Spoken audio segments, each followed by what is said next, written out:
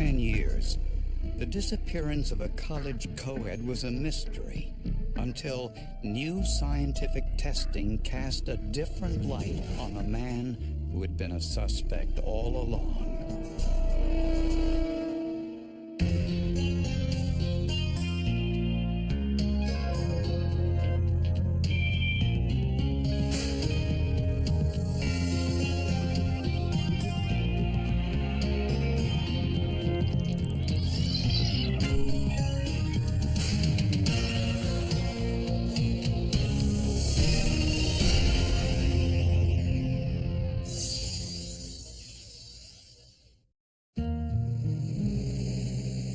After immigrating from Cuba as a young man, Louis Melendi and his wife Yvonne wanted a better life for their children, so they stressed the importance of education.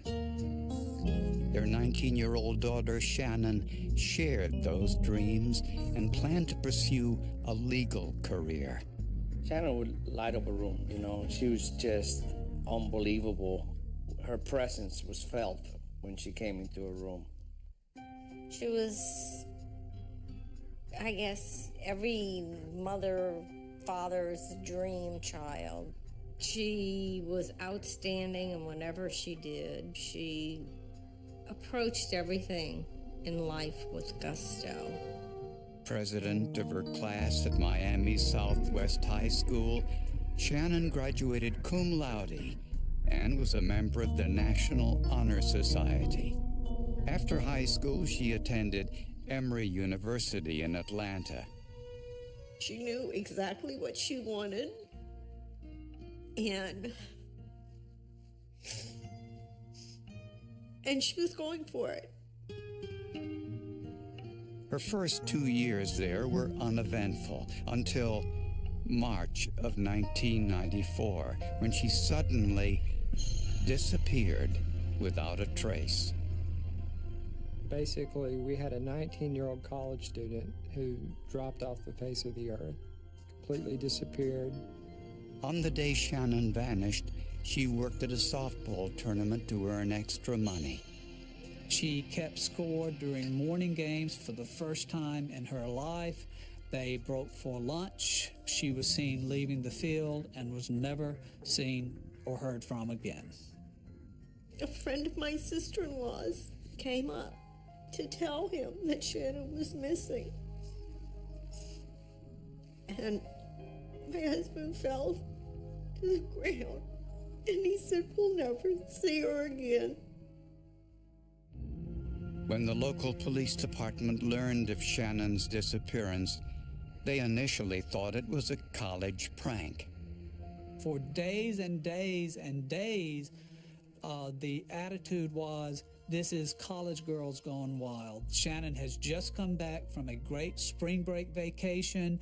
She's met lots of new guys and girls. She's probably just hanging out with one of them. Shannon's college roommate found Shannon's car the next day, abandoned at a local gas station with the keys still inside. Police told her to drive it back to campus. So that car was never, ever treated as evidence until many days after Shannon's disappearance, many days in which a number of people were in that car, many days after a number of people drove that car. 11 days after Shannon's disappearance, school officials got a telephone call. Male voice called Emory University on their hotline number and said that he had Shannon and that he would make demands later. The man said, "I have Shannon's ring. I have the ring that her aunt gave her. Shannon is okay. She misses her family," and hung up. We really thought that Shannon was still alive at that point. We were hoping that we would hear from them again, but we did not. The FBI traced the call to a payphone about 20 miles away. They didn't find any fingerprints. They did, however, find a small cloth bag with Shannon's ring wrapped in masking tape. There was hope. It was the first time that maybe we can recover Shannon.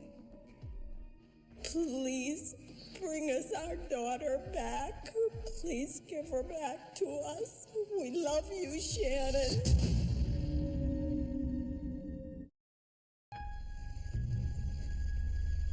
Shannon Melendi has been missing since March 26th. The Emory University student was last seen Saturday. Family and friends can only hope someone saw The what Melendi happened. family have posted a $10,000. Friends continue to put up posters of Shannon's picture. I just hope that everything's gonna be okay, and the people that took her feel guilty and they just leave her alone. Police interviewed everyone at the softball field where Shannon was last seen. The club manager said Shannon worked as a scorekeeper for an early softball game. The picture of that game told police an astonishing story. Lord have mercy, anybody would have had to pay attention to what was going on that day. It was so bizarre. Nothing like that has ever happened to me in a softball game before.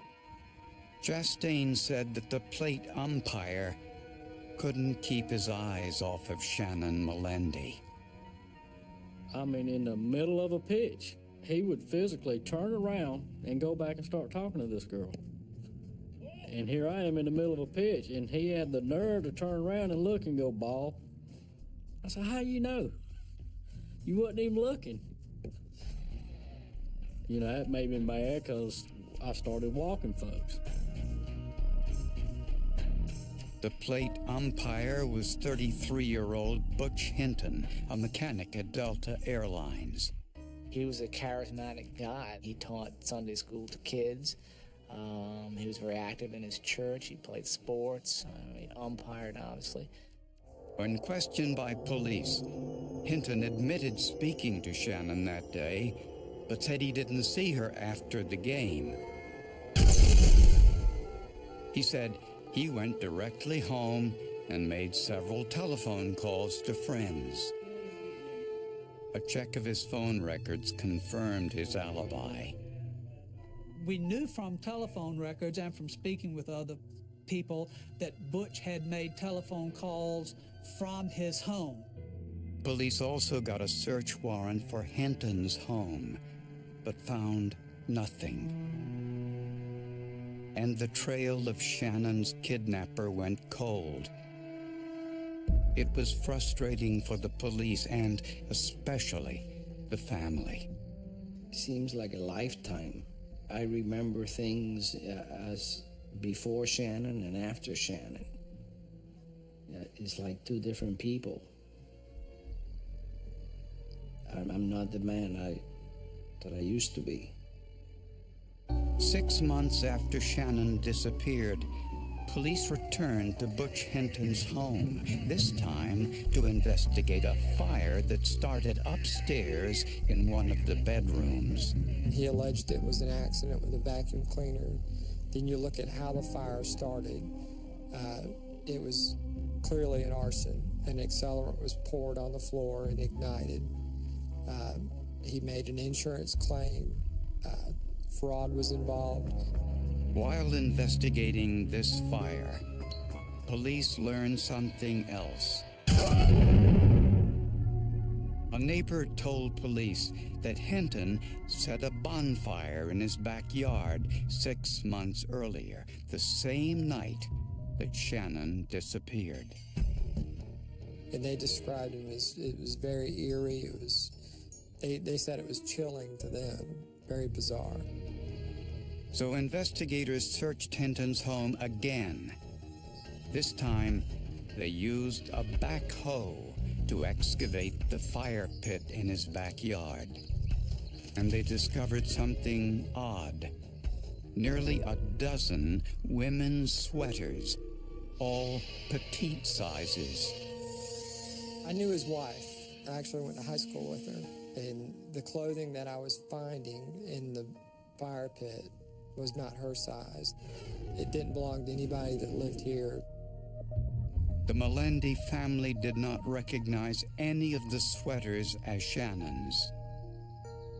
That is not the norm, that somebody would bury women's clothing in their backyard, particularly when the clothing didn't belong to their wife.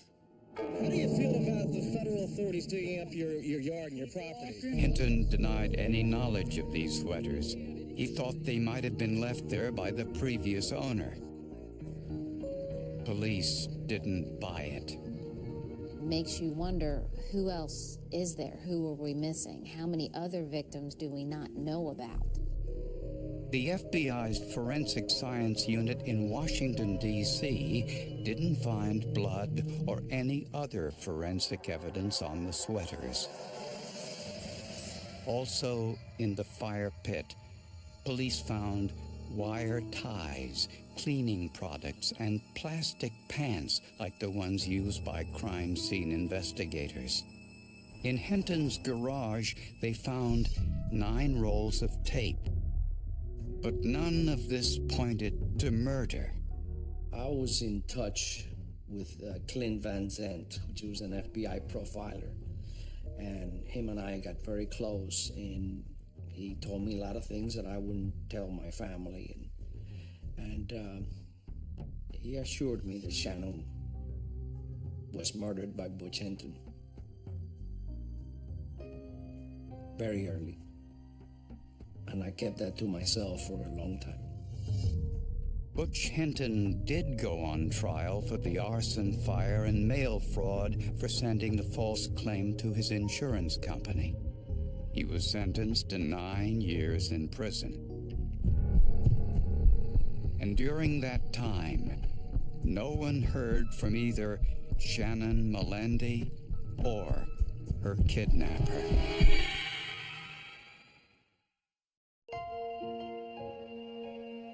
For almost a decade, no one knew what happened to Shannon Melendi.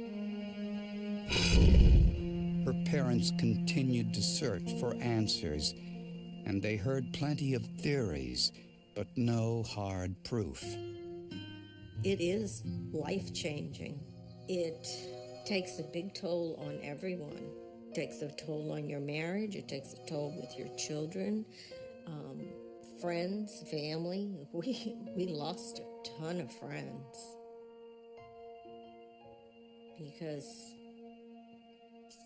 we had people point blank tell us that they just didn't want to hear about Shannon anymore because they wanted to hear about happy things. Since the prime suspect was already in prison for arson, Shannon's case fell by the wayside. It was never closed. Over time, there were other priorities. There were so many different circumstances that got in the way of the case. O.J. Simpson was 3 months after. That took a lot from the FBI. There was Oklahoma.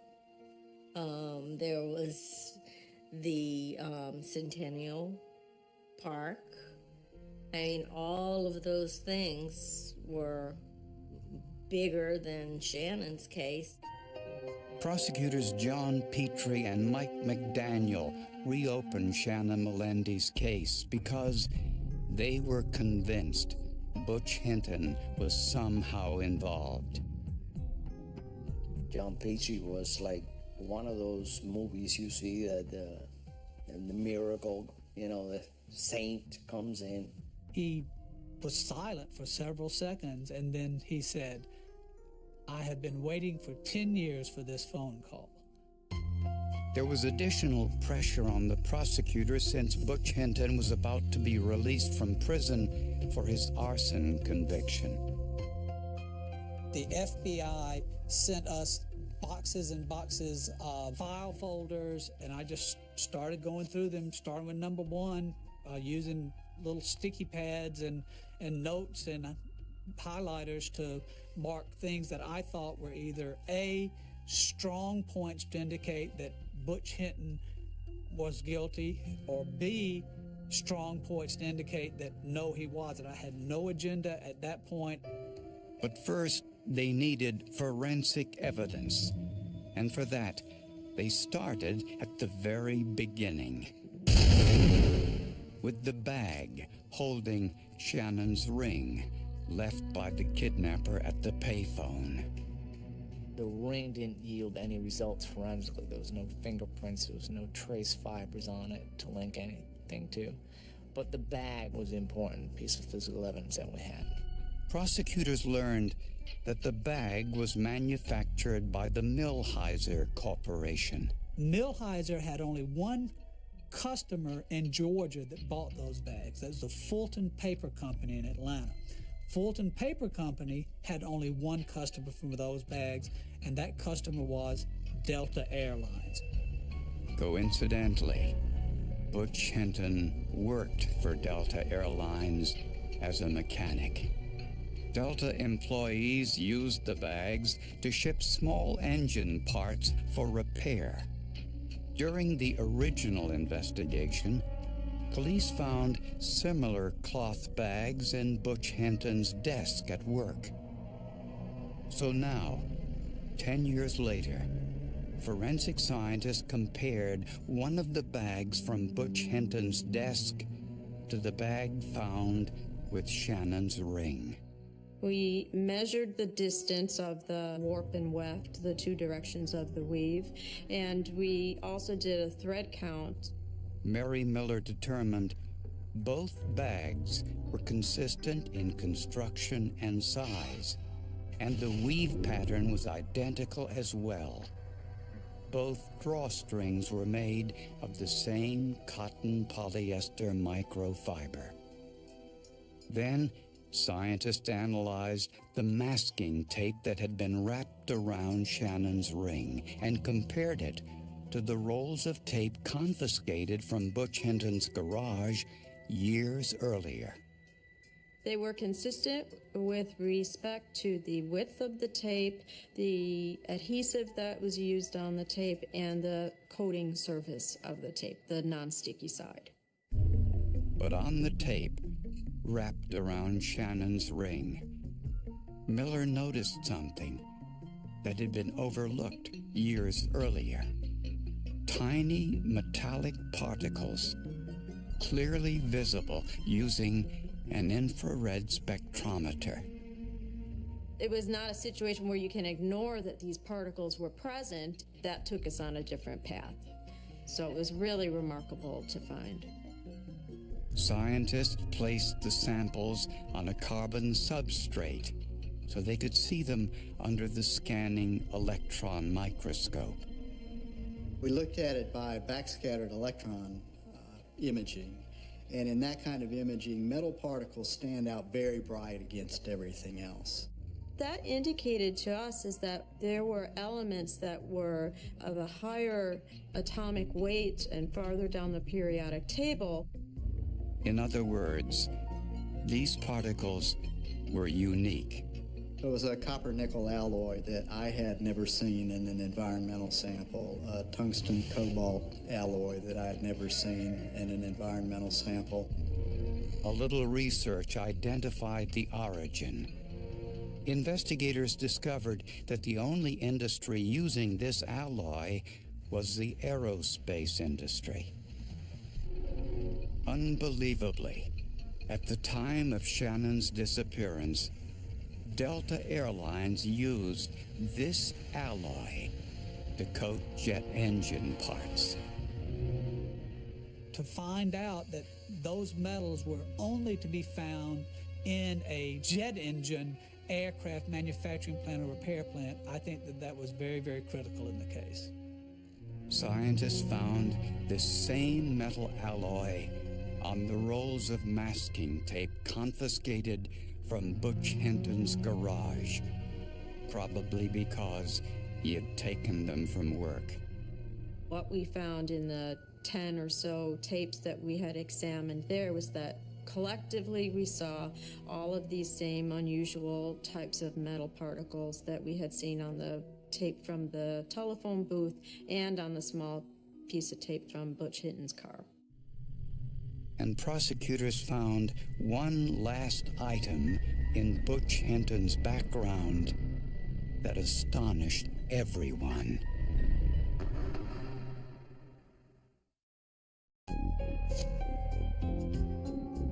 When the FBI sent prosecutors their case files on Butch Hinton, they discovered some shocking information. Before he moved to Atlanta, Butch Hinton had 3 prior convictions in Illinois for sexual assault and kidnapping. In one of those cases, his first wife walked in on him while he was assaulting a 14-year-old girl. She later testified against him. Silver tape on her mouth. She had electrical tape, silver tape, rope, some kind of wire bounding around her wrists and around her ankles. Hinton was sentenced to only 4 years in prison for that crime. This judge gives Hinton 4 years. He then gets out in 2, moves out of the state, moves into Georgia, and eventually kills my daughter. In Shannon Melendi's case, prosecutors know that Hinton met her at the softball game. They may have had lunch together at a nearby restaurant. But Shannon didn't return to the softball field for her afternoon games. Prosecutors believe he took Shannon to his home and assaulted her. Later that afternoon, he made several telephone calls to his wife and friends in order to establish an alibi. He drove Shannon's car to a parking lot and left the keys inside, then returned home, where he most likely killed Shannon later that night. Whether he cremated her body in his backyard or disposed of her remains elsewhere is still a mystery. Hinton kept Shannon's ring, wrapped it in masking tape, and put it inside a cloth bag. Both items he had stolen from work.